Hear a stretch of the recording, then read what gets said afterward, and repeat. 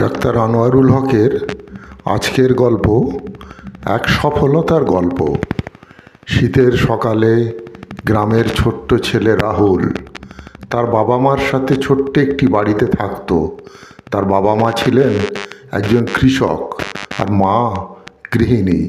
রাহুলের খুব ইচ্ছা বড় হয়ে সে অনেক বড় কিছু করবে, কিন্তু তার পরিবার গরিব আর তার বাবা মা তাকে ভালো স্কুলে পড়ানোর ক্ষমতা রাখতেন না।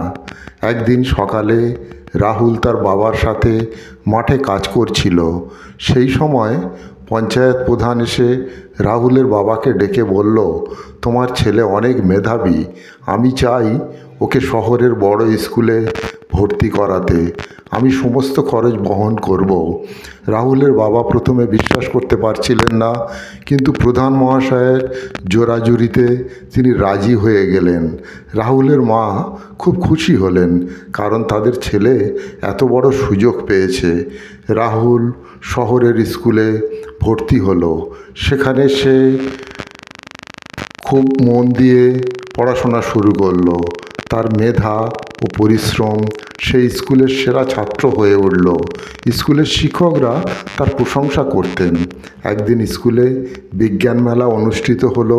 রাহুল একটি ছোট্ট রোবট বানিয়ে সকলের সামনে প্রদর্শন করলো। রোবটটি এত ভালো ছিল যে সেটি প্রথম পুরস্কার পেয়ে গেল।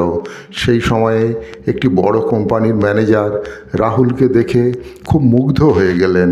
তিনি রাহুলকে তার কোম্পানিতে চাকরির প্রস্তাব দিলেন।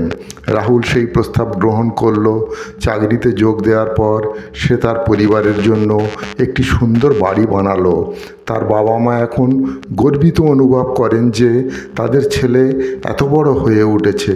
রাহুলের কঠোর পরিশ্রম ও মেধা তাকে জীবনে সাফল্য এনে দিল।